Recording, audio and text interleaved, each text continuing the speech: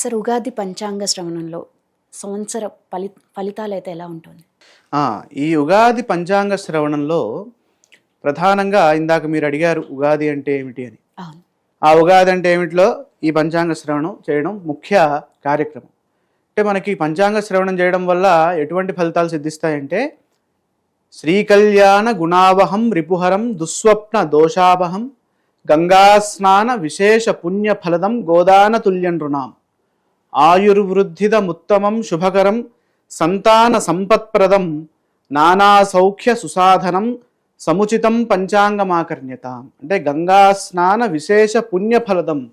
గంగా స్నానం చేస్తే ఎటువంటి ఫలితం అయితే వస్తుందో అటువంటి ఫలితాన్ని ఈ పంచాంగ శ్రవణం చేయడం ద్వారా, అంటే పంచాంగ మేము పఠనం చేస్తాం, మీరు శ్రవణం చేస్తారు. అంటే శ్రవణం అంటే వినడం. ఆ పంచాంగాన్ని వినడం ద్వారా మీకు ఆ ఫలితం వస్తుంది. చాలా గొప్ప ఫలితం. అదేవిధంగా ఇందాక మనము ఉగాది పచ్చడి గురించి తెలుసుకున్నాం. అది తినడం ద్వారా ఎటువంటి ఫలితం వస్తుంది? శతాయుర్ వజ్రదేహాయ సర్వ సంపత్కరాయ చ సర్వారిష్ట నివారాయ నింబకం దళభక్షణం. అంటే 100 సంవత్సరాలు జీవించడానికి ఏ ఆరోగ్యం అయితే కావాలో ఆ ఆరోగ్యాన్ని ఇస్తుందట ఆ ఉగాది పచ్చడి. కాబట్టి ప్రతి ఒక్కరూ ఆ ఉగాది పచ్చడిని తిన్న తరువాత ఈ పంచాంగ శ్రవణం, అంటే మొదట్లో కానీ చేయొచ్చు, లేదా శ్రవణం అయిన తర్వాత కూడా ఈ ఉగాది సేవనం చేయొచ్చు, పచ్చడి సేవనం చేయొచ్చు. ఇక్కడ ఫలితాంశాలు చూసినట్లయితే, అస్య శ్రీ సమస్త కళ్యాణ భాజనస్య శ్రౌత స్మార్త నిత్య నైమిత్తిక కామ్య కర్మానుష్ఠాన నిదానభూతస్య స్వస్తి శ్రీ విశ్వావసు నామ సంవత్సరస్య సృష్ట్యాది, సృష్టి ప్రారంభం అయిన దగ్గర నుండి ఇప్పటి వరకు ఎన్ని సంవత్సరాలైనవి అంటే 158,58,85,126 సంవత్సరాలు పూర్తయినాయి. ఇప్పుడు 127వ సంవత్సరంలోకి మనం ఎంటర్ అవుతున్నాం. కలియుగం ప్రారంభమై, అంటే మనకి కృష్ణ పరమాత్మ తన కాలాన్ని పూర్తి చేసుకుని ప్రారంభమై ఎన్ని సంవత్సరాలు అయినాయి అంటే 5,126 సంవత్సరాలు పూర్తయి 27లో ప్రారంభం అవుతున్నాం. ఆ క్రమంలో ఇందాక మనం తెలుసుకున్నట్టుగా ఈ షష్ఠి సంవత్సర చక్రంలో 60 సంవత్సరాలు ఉంటాయి. ప్రభవ, విభవ, శుక్ల, ప్రమోదూత, ప్రజోత్పత్తి, ఆంఘీరస, శ్రీముఖ, ఇట్లా 60 ఉంటాయి. ఈ 60 సంవత్సరాల్లో 39వ సంవత్సరం ఈ విశ్వావసునామ సంవత్సరం. ఇక్కడ శాస్త్రంలో ఏం చెప్తున్నారంటే, విశ్వేషాం వసుహు యస్మాత్, అందరికీ ధనం లభిస్తుందయ్యా ఈ సంవత్సరము. కాబట్టి ఎటువంటి చింత లేదు, అందరికీ శ్రేష్టమైన సుభిక్షమైనటువంటి ఫలితాలు ఈ విశ్వావసునామ సంవత్సరంలో ఉండబోతున్నాయి. ఇక సంవత్సర ఫలితము ఏ విధంగా ఉంటుంది, ఇది కీలకం. సంవత్సర నామాన్ని చూసాం, మరి ఆ సంవత్సరంలో ఎటువంటి ఫలితాలు ఉంటాయి అంటే, శశ్వద్ విశ్వావసావబ్దే మధ్య సస్యార్ఘ వృష్టయః ప్రచురా చోర రోగాశ్చ నృపాలోభ సమన్వితాః. విశ్వావసు నామ సంవత్సరంలో పంటలు మధ్యమముగా పండుతాయి, యావరేజ్గా ఉంటాయి. అల్పవృష్టి ఉంటుంది. వృష్టి అంటే ఏంటి? వర్షము. వర్షము తక్కువగా ఉంటుంది. దొంగల భయం పెరుగుతుంది. ఇందాక చెప్పారు కదా, ప్రచుర చోర రోగశ్చ, అంటే చోరుల వల్ల, రోగుల వల్ల భయము అధికముగా ఉంటుంది. రాజులు లోభులుగా ఉంటారట. అంటే ఏంటి? ఇక్కడ రాజులు ఖర్చు పెట్టడానికి అంత మనస్సు ఉండదు వారికి. అంటే ఎక్కువగా డబ్బులు ఉన్నాయనుకోండి, ఖర్చు చేయాలనిపించదు.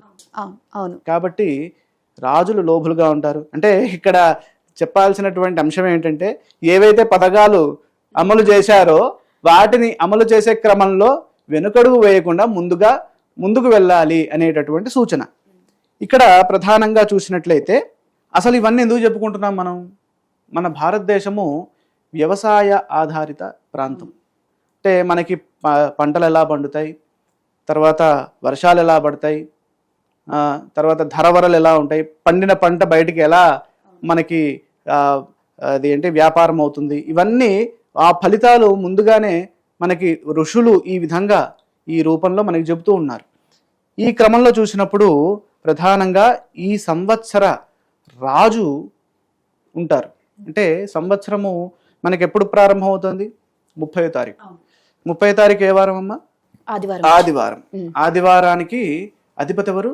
సూర్యుడు. సూర్యుడే రాజు ఈ సంవత్సరానికి. విశ్వావసు నామ సంవత్సరంలో చైత్ర శుద్ధ పాడ్యమి నాటి వారాధిపతి ఆ సంవత్సర అధిపతిగా ఉంటారు. ఆయన సూర్యుడు. సూర్యుడు రాజుగా ఉన్నప్పుడు, అంటే రాజు ఆయన సహజంగా రాజు, గ్రహరాట, ఆయన గ్రహాలకి రాజు. ఆ సహజంగా రాజు ఎట్లా ఉంటారు? ఇప్పుడు ట్రంప్ గారు ఆయన స్థానంలోకి ఆయన వెళ్ళారు. ఎలా ఉంది? అందరిని వణికిస్తున్నారు. అవును. అదే విధంగా ఉండబోతుంది ఇక్కడ కూడా. అన్యోన్య వైరం క్షితిపాలకానాం నాట్యం బుముంచంతి బలాహకాశ్చ భూపాద్ భయం శస్త్ర భయం నరానాం చోరాగ్నిబాధాబ్ధ పతౌ దినేశే. అంటే పతౌ దినేశే, అబ్ధపతౌ దినేశే, ఈ సంవత్సరానికి అధిపతి ఎప్పుడైతే ఈ దినేశుడు ఉంటాడో, అంటే సూర్యుడు ఉంటాడో, అప్పుడు రాజులకు పరస్పర వైరములు కలుగుతూ ఉంటాయి. అంటే ఒక రాజు అంటే ఇంకో రాజుకి పడదు. ఉక్రెయిన్ రష్యా లాగా. అదేవిధంగా ఇప్పుడు ట్రంప్కి మిగతా చైనాకి ఈ విధంగా అలా. తర్వాత మేఘములు సమవృష్టి కలిగి ఉంటాయి. సమవృష్టి అంటే ఈక్వల్గా వాటి యొక్క రెయిన్ఫాల్ అనేది ఉంటుంది. ప్రజలకు రాజుల వల్ల, శస్త్రముల వల్ల, చోరాగ్నుల వల్ల భయం ఉంటుంది. ఇందాక సంవత్సర ఫలితంలోనూ మనకి ఈ చోరుల వల్ల భయం అని, ఇక్కడ కూడా చోరుల వల్ల భయం అని. అంటే అందరూ జాగ్రత్తగా ఉండాల్సినటువంటి, సెక్యూరిటీ పెంచుకొని ఉండాల్సినటువంటి సంవత్సరంగా ఇక్కడ మనం చెప్పొచ్చు. ఎందుకంటే విశ్వావసు ధనం ఇస్తోంది అందరికీ, చోరులు కూడా పెరుగుతారు. కాబట్టి దాన్ని దృష్టిలో పెట్టుకొని మనం ముందుకు సాగాలి. ఇక రెండవది మంత్రి. ఈ మంత్రి ఎవరైనారు? చంద్రుడైనాడు. చంద్రుడు మంత్రిగా ఉన్నప్పుడు సువృష్టి ఉంటుంది. అంటే ఎప్పుడైనా సరే మనం దృష్టిలో పెట్టుకోవాల్సింది ఏంటంటే, శుభగ్రహము ఎప్పుడైతే ఆధిపత్యాన్ని పొంది ఉంటుందో అప్పుడు ఫలితం శుభంగా ఉంటుంది. అశుభగ్రహం ఎప్పుడైతే ఆధిపత్యాన్ని పొంది ఉంటుందో అప్పుడు కాస్త అనుకూలమైనటువంటి ఫలితాలు ఉండవు. ఇక్కడ శుభగ్రహాలు అశుభగ్రహాలు ఏవో అని మీకు చెప్తా, అప్పుడు మీరు కూడా ఇంటరాక్ట్ అవ్వచ్చు. శుభగ్రహాలు ఏంటి? గురువు, శుక్రుడు, బుధుడు, చంద్రుడు. ఓకే. అశుభగ్రహాలు ఎవరు అంటే వీళ్ళందరూ ఒక పార్టీ అనుకోండి. అశుభగ్రహాలు ఎవరు? సూర్యుడు, కుజుడు, శని. అంటే రవి, కుజ, శనులు. అవును. మిగతా వాళ్ళంతా శుభులు. రాహుకేతువులకి ఇక్కడ ఆధిపత్యంలో అసలు స్కోప్ లేదు. ఓకే. తర్వాత ఇక్కడ చూసినప్పుడు చంద్రుడు మంత్రిగా ఉన్నప్పుడు ఫలితం ఎలా ఉంటుంది? శుభంగా ఉంటుంది. చంద్రుడు మంత్రిగా ఉన్నప్పుడు సువృష్టి ఉంటుంది, సమస్త సస్యములు ఫలవంతమవుతాయి, క్షేమము, ఆరోగ్యము, సుభిక్షము కలుగుతాయి. ఇక్కడ చాలా అనుకూలమైనటువంటి ఫలితాలు ఇక్కడ గోచరిస్తున్నాయి. అలాగే సేనాధిపతి మళ్ళీ సూర్యుడే అయినాడు. రాజు ఆయనే, ఇక్కడ హోంశాఖ కూడా ఆయన దగ్గరే ఉంది. సేనాధిపతి అంటే ఇప్పుడు మన తెలంగాణ ముఖ్యమంత్రి గారు పెట్టుకున్నట్టుగా సీఎం ఆయనే, హోమ్ మినిస్టర్ ఆయనే.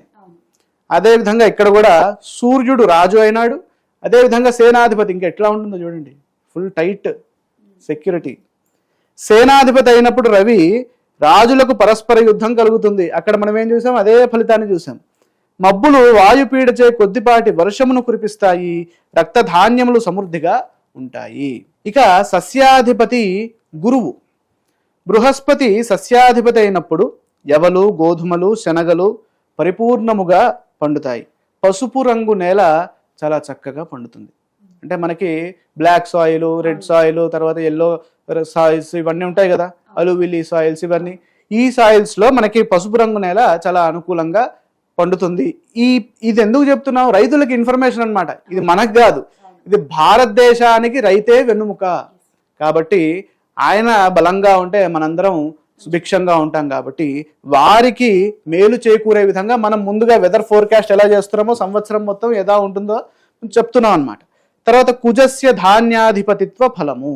ధాన్యాధిపతి ఫలం ఎలా ఉంటుంది? కుజుడైనాడు. కుజుడు మనకి వ్యతిరేక గ్రహము, అంత అనుకూలమైన గ్రహం కాదు. కాబట్టి ముళ్ళు గల ధాన్యములు, కొన్ని ధాన్యాలకి ముళ్ళులు ఉంటాయి. ఆ ధాన్యాలు ఏవైతే ఉంటాయో అలాగే స్వల్ప ధాన్యములు ఫలిస్తాయి, అవి మంచిగా పండుతాయి. అలాగే కుజుడు ఎరుపు రంగు వర్ణం కలవాడు కాబట్టి రెడ్ సాయిల్ అంతా బాగా సుభిక్షంగా ఉంటుంది, అంటే బాగా పండుతుంది అనమాట. అక్కడ ఏదైనా పంట వేస్తే అది అనుకూలంగా ఉంటుంది. అర్ఘాధిపతి. అర్ఘము అంటే ఏంటి? రేట్స్, ధరలు. కాబట్టి రవి అర్ఘాధిపతి అయినప్పుడు వెలలు తగ్గుతాయి. అంటే మనం చేసినటువంటి కృషికి సరైన ఫలితం రావాలంటే మనకు డబ్బులు రావాలిగా. అవును, ఖచ్చితంగా. ఆ డబ్బులు తక్కువగా ఉన్నాయి. కారణం ఏంటి? సూర్యుడు అయినాడు. అలాగే వర్షములు తక్కువగా కురుస్తాయి. అదేవిధంగా ప్రజలకు ఆకలి బాధ మరియు రాజులకు కలహము ఉంటుంది. ఈ రవి ఎక్కడెక్కడైతే వస్తున్నాడో అక్కడ రాజులకి కలహముని అక్కడ ఇండైరెక్ట్గా సూచిస్తున్నారు. కాబట్టి ఈ సంవత్సరము పరస్పర రాజులు ఎవరైతే ఉంటారో, అంటే ఒక రాజు ఇంకొక రాజు, వారి మధ్యలో మంచి భావనలు, ఎక్కడ రాగద్వేషాలు లేకుండా ప్రజల సంక్షేమం కోరుతూ ముందుకు సాగినట్లయితే ఈ విశ్వావసునామ సంవత్సరం అంతా బాగుంటుంది ఏదన్నమాట.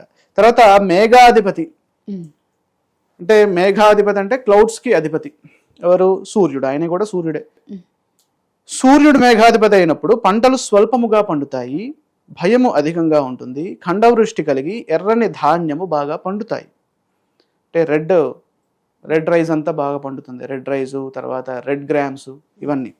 తర్వాత రసాధిపతి, రసవస్తువులు ఏవైతే ఉంటాయో అంటే లిక్విడ్స్, అంటే నెయ్యి, నూనె, బెల్లము, తేనె మొదలైనటువంటి వాటికి ఎవరు అధిపతి? శని. ఈ రసజాతులన్నీ వెల లేకుండా ఉంటాయి, ధరలు తక్కువగా ఉంటాయి. కాబట్టి ఆ క్రమంలో మనం ఆలోచన చేసి ముందస్తు ప్రణాళికలు వేసుకుంటూ ముందుకెళ్ళాలి. నీరసాధిపతి ఏవైతే సాలిడ్స్, రసము కానివి నీరసములు, వాటికి బుధుడు అధిపతి. వివిధ ధాన్యములు సమృద్ధిగా ఉంటాయి. ఇవి నవనాయక ఫలితాలు. ఈ నవనాయకుల్లో మొత్తము 3 నాయకత్వాలు శుభగ్రహాలకి, మిగతా 6 నాయకత్వాలు అశుభగ్రహాలకి వచ్చాయి. అంటే ఎవరిది ఎక్కువ మెజారిటీ ఉంది? అశుభం ఎక్కువగా ఉంది. 6 గ్రహాలు అశుభగ్రహాలు ఉన్నాయి. కాబట్టి ప్రతి ఒక్కరూ లోకక్షేమము, లోక కళ్యాణార్థము ప్రతి ఒక్కరూ ఓం నమః శంకరాయ అనేటటువంటి ఈ నామ జప యజ్ఞాన్ని గనక చేసినట్లయితే చాలా విశేషమైనటువంటి శ్రేయస్సు, ఆరోగ్యము, సుభిక్షము అందరికీ చేకూరుతాయి. దానితో పాటుగా ప్రతి ఒక్కరూ విష్ణు సహస్రనామాన్ని కూడా చదువుకున్నట్లయితే మేలైన ఫలితాలు అందుకుంటారు. అదేవిధంగా ఇక ఉపనాయకులు, ఇప్పుడు మెయిన్ క్యాబినెట్ చూసాం, ఇప్పుడు సబ్ క్యాబినెట్, ఇప్పుడు సీఎం ఉంటారు, డిప్యూటీ సీఎం కూడా ఉంటారు. వీళ్ళంతా ఉపనాయకులు. మెయిన్ క్యాబినెట్ వేరు. ఇక్కడ ఉపనాయకుల్లో మనకి 21 మంది ఉంటారు. దాన్ని జిస్ట్ చెప్పేసుకుందాం. 21 మందిలో 12 నాయకత్వాలు శుభగ్రహాలకు వచ్చాయి, 9 నాయకత్వాలు పాపగ్రహాలకు వచ్చాయి. ఓవరాల్గా మనం చూసినట్లయితే ఇక్కడ 12, అక్కడ 3, 15, ఇక్కడ 9, అక్కడ 6, 15 ఈక్వల్.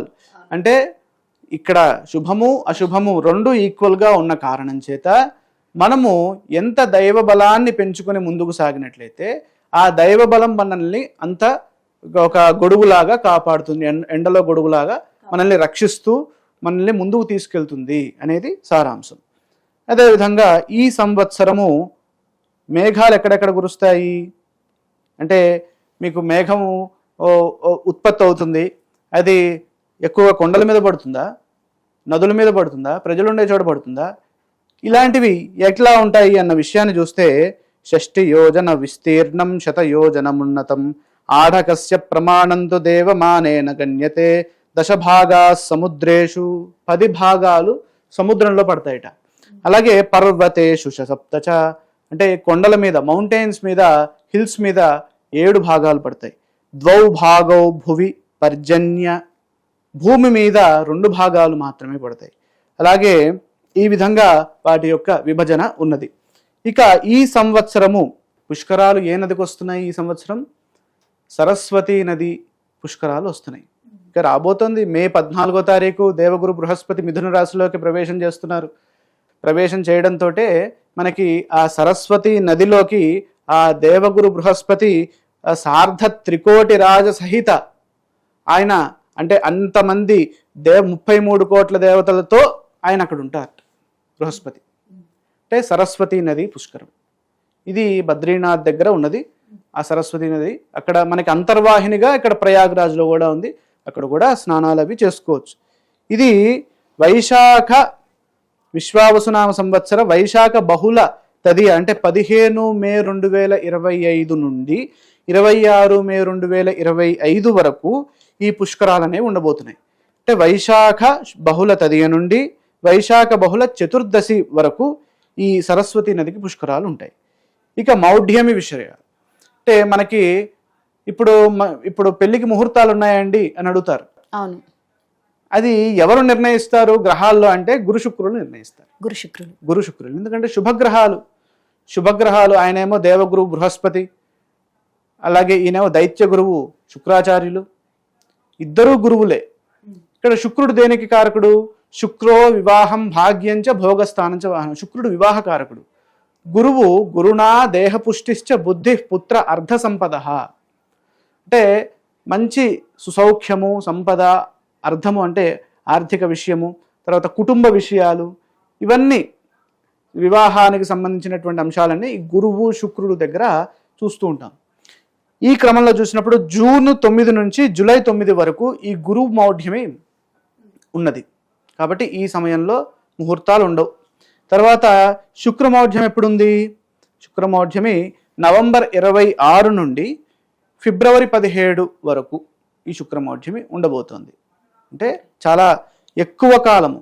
అంటే నవంబర్ 26 డిసెంబర్ 26 1 మంత్, డిసెంబర్ 26 జనవరి 26 2 మంత్స్, జనవరి 26 ఫిబ్రవరి 17 2.5 months ఇంచుమించు మనకి ఉండబోతుంది. అంటే 10 రోజులు తక్కువ, 3 నెలలు అనుకోండి. కాబట్టి మాఘమాసంలో కూడా నెక్స్ట్ ఇయర్ మాఘమాసంలో కూడా పెద్దగా ముహూర్తాలు లేవు. అది దృష్టిలో పెట్టుకోవాలి. తర్వాత గ్రహణాలు ఎప్పుడు వస్తున్నాయి మన భారతదేశంలో? సంపూర్ణ గ్రహణము సెప్టెంబర్ 7, 2025 రాత్రి 11:41 భాద్రపద శుద్ధ పూర్ణిమ నాడు ఆదివారము పూర్వభాద్ర నక్షత్రంలో కుంభరాశిలో సంపూర్ణ చంద్రగ్రహణం సంభవిస్తోంది. ఇక్కడ ఈ గ్రహణము ఎవరెవరికి మంచిది ఎవరెవరికి చెడు అనేది ఆ సమయంలో తెలుసుకోవచ్చు. ఇప్పుడే దాని గురించి విచారణ అవసరం లేదు.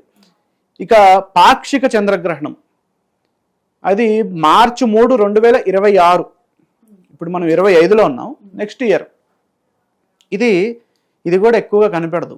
సాయంత్రము 6:22కి విడుపు కనబడుతుంది. అంటే స్టార్టింగ్ అదంతా పగటి కాలంలో అవుతుంది, విడిచే కాలము కొద్దిగా కనబడుతుంది. ఎంత కనబడినా మనం ఆ గ్రహణాన్ని పాటించాలి. కాబట్టి కనబడిన కొంచెం గ్రహణమైనా మనం, ఎందుకంటే సూతకే రాహు దర్శనే అని అంటుంది శాస్త్రం. అంటే రాహు దర్శనం గనక అయితే అందరికీ సూతక దోషం ఏర్పడుతుంది. కాబట్టి తప్పనిసరిగా రాహు అంటే ఏంటి? నోట్స్. ఇప్పుడు మోడర్న్ ఆస్ట్రానమీలో what is Rahu? Rahu is nothing but the conjunction point of moon orbit and the ecliptic node అనమాట. Ascending node, descending node. ఈ నోడ్స్ని మనం రాహుకేతువులుగా మనం చూస్తాం. ఈ రాహు మనకి అశుభగ్రహం, ఛాయాగ్రహం, మాయాగ్రహము. అది అంత అనుకూలమైన ఫలితాన్ని ఇవ్వదు. కాబట్టి ఆ గ్రహము గనక దర్శనం గనక అయినట్లయితే తప్పనిసరిగా మనము స్నానం చేయాలి ఆ సమయంలో. సంక్రాంతి పురుష లక్షణం ఇందాక మీకు చెప్పా. ఇదంతా దేనికోసము? రైతుల కోసం. అవును. ఇదంతా చూసే ప్రేక్షకులకి కొద్దిగా బోర్ కొట్టచ్చు, కానీ ఇది వినాలి. అసలైంది ఇది. ఎందుకంటే మన దేశం ఎలా ఉంది, మన సరౌండింగ్స్ ఎలా ఉన్నాయి, అందరూ బాగుంటే మనం బాగుంటాం. ఈ పక్కనవాడు మనం బాగుంటే పక్కనవాడు ఎప్పుడు ఏడుస్తున్నాడు అనుకోండి, మనం బాగుంటామా? మనం ఆనందంగా ఉంటాం? ఉండలేం. వాడి యొక్క దుగ్ధనే మనకు తగులుతూ ఉంటుంది. కాబట్టి అందరూ బాగుండాలంటే రైతు బాగుండాలి. ఈ రైతు సంబంధించినటువంటి మరొక అంశము, వ్యవసాయ ఆధారిత అంశము సంక్రాంతి పురుష లక్షణం తెలియజేస్తుంది. కాబట్టి ఈ సంక్రాంతి పురుషుడు కూడా ఈయన పేరు మందాకిని అనేటటువంటి నామధేయంతో ఈ సంవత్సరము సంక్రాంతి పురుషుడు ఉంటున్నారు. ఆయన కాస్త మిశ్రమ ఫలితాన్ని ఇస్తున్నారు. ఓవరాల్గా జిస్ట్ అది మిశ్రమ ఫలితాలు ఇస్తున్నారు. కాబట్టి సూర్య ఆరాధన చేసుకోవడం. సంక్రాంతి పురుషుడు అంటే ఎవరో కాదు, సూర్యుడే.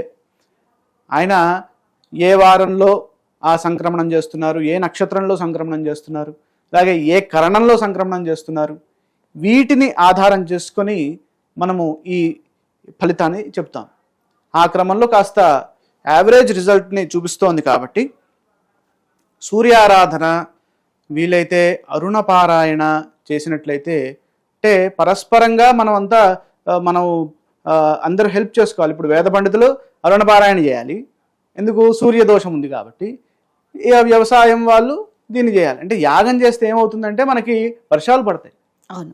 అంటే ఈ ఈ ధూమం అంతా వెళ్ళి మనకి అట్మాస్ఫియర్ని అంతా క్లియర్ చేసి మనకి మంచి వర్షాలని ఇస్తాయి.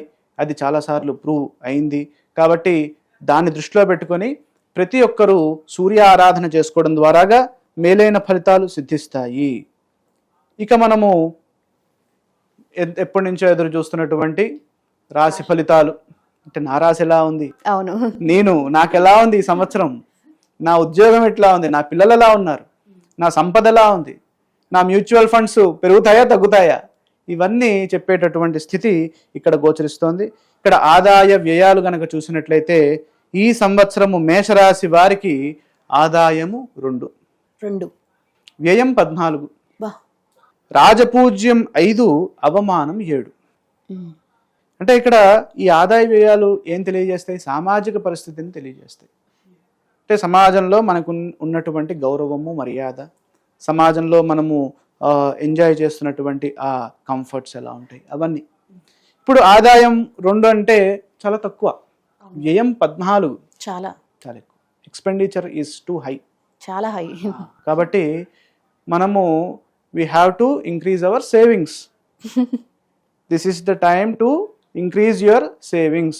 కాబట్టి దాన్ని దృష్టిలో పెట్టుకొని మీ ఆర్థిక విషయాల్ని జాగ్రత్తగా మీరు ముందస్తు ప్రణాళిక వేసుకోండి. తర్వాత రాజపూజ్యం 5, అవమానం 7. అంటే మనల్ని పొగిడేవారు 5 ఉంటే దూషించేవారు, తిట్టేవారు అనకూడదు, దూషించేవారు 7. అంటే ఏంటి అబ్బాయి ఎట్లున్నాడు, ఏంటి అలా చేస్తున్నారు, అబ్బా వచ్చారండి చెప్తున్నారు, ఇట్లా విమర్శ అన్నమాట. ఈ విమర్శ చేసేవారు 7, పొగిడేవారు 5. కాబట్టి మనం అధిక శాతము మౌనేన కలహం నాస్తి అనేటటువంటి మాటని దృష్టిలో పెట్టుకుని ముందుకు వెళ్తే మేషరాశి వారికి ఈ సంవత్సరం అంతా అనుకూలంగా ఉంటుంది. అలాగే వారి యొక్క ఈ ఫలితాలని కనుక చూసినట్లయితే అంటే ఈ 4 గ్రహాలు ప్రధానమైనటువంటి గ్రహాలు. అంటే సంవత్సర ఫలితం ఎలా చెప్తాము? గురువు, శని, రాహువు, కేతువు, ఈ 4 గ్రహాలని బేస్ చేసుకొని సంవత్సర ఫలితాన్ని మనం చెప్తాం. ఎందుకు? అవి స్లో మూవింగ్ ప్లానెట్స్.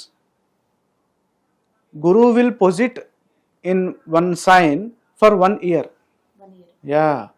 ఈ 1 సంవత్సరం పాటు ఆయన ఒక రాశిలో సంచారం చేస్తూ ఉంటారు. మరి ఈ విశ్వావసునామ సంవత్సరంలో గురువు ప్రారంభ కాలంలో మే 14 వరకు వృషభ రాశిలో ఆయన తన సంచారాన్ని చేస్తుంటే మే 14 నుండి అక్టోబర్ మధ్య వరకు, కరెక్ట్గా 18 వరకు, అక్టోబర్ 18 వరకు మిథున రాశిలో ఆయన ఉంటున్నారు. ఆ తరువాత అతిచారంతో అంటే స్పీడ్ మోషన్తో మనకి ఆయన ఎక్కడికి వెళ్తున్నారు? కర్కాటకంలోకి ప్రవేశం చేస్తున్నారు. ఎప్పటి వరకు ఉంటారు కర్కాటకంలో? 5 వరకు ఉంటారు, డిసెంబర్ 5, అక్టోబర్ 18 నుంచి డిసెంబర్ 5 ఈ కర్కాటక రాశిలో. అంటే 3 రాశులు ఆయన కవర్ చేస్తున్నారు. అంటే 1 సంవత్సరంలో గురువు యొక్క సంచారము 3 రాశులు. అంటే ఇది దేశ గోచారంలో చూసినట్లయితే కాస్త అశుభ ఫలితాన్నే సూచిస్తుంది. కానీ 12 రాశుల ఫలితాల్లో చూస్తే ఈ రాశులకి ఏదో రకంగా గురువు పాజిటివ్ ఇస్తూ ఉంటారు. అంటే గురు రద్రిద్వి నవపంచమే శుభఫలదహ అని శాస్త్రం. అంటే 2, 5, 7, 9, 10, 11 ఈ 5 స్థానాల్లో ఏవేమిటవి? 2, 5, 7, 9, 11 ఈ 5 స్థానాల్లో మన రాశి నుంచి సంచారం చేస్తూ ఉన్నప్పుడు ఆ గురువు మనకి మేలైన ఫలితాలను ఇస్తారు. ఇది సూత్రం. ఇప్పుడు మీకు ప్రాబబిలిటీ ఏమైపోయింది? ఇక్కడ 3 రాసులు కదులుతున్నారు, అక్కడ 12 రాసులు, అక్కడ కాంబినేషన్స్ చాలా వచ్చినాయి. కాబట్టి ఏదో రకంగా మనకి 12 రాసుల్లో ప్రాబబిలిటీలో ఎక్కడో అక్కడ గురువు బలం ఉంటుంది 12 రాసులకి అనేది దృష్టిలో పెట్టుకోవాలి.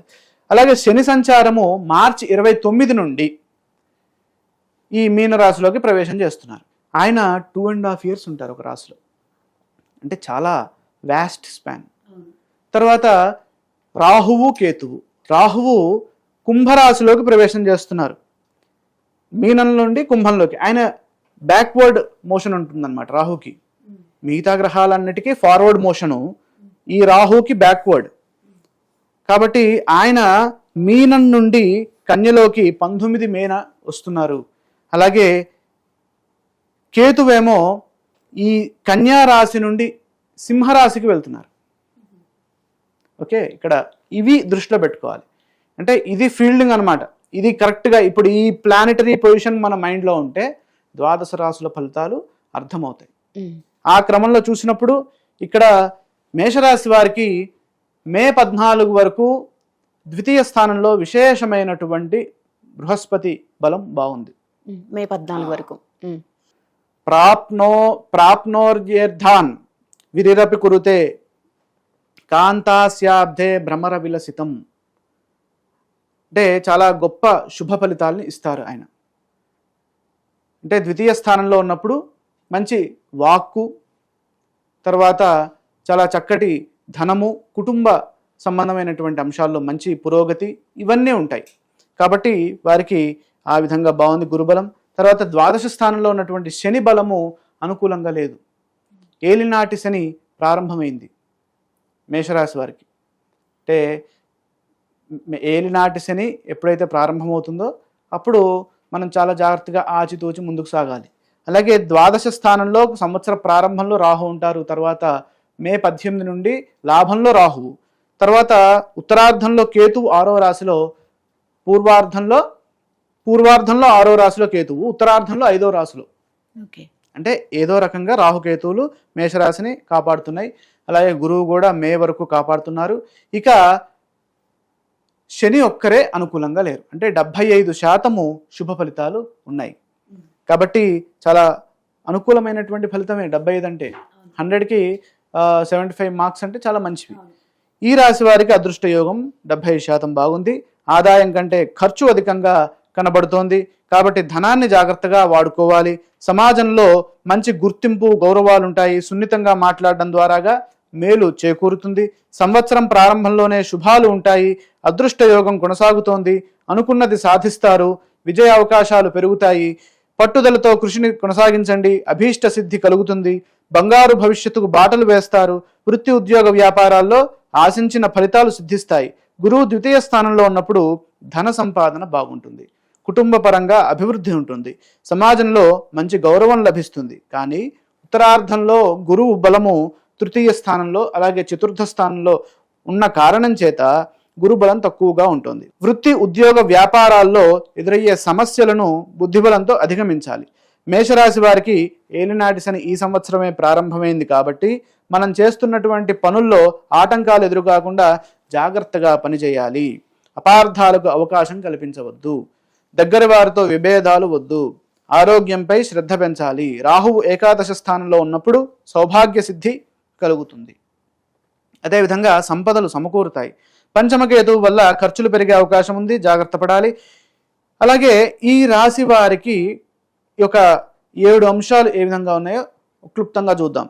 విద్యార్థులు, అంటే ఈ రాశిలో విద్యార్థులు ఉంటారుగా, విద్యార్థులకు ఎట్లా ఉంటుంది? విద్యలో ప్రతిభను వినియోగిస్తారు.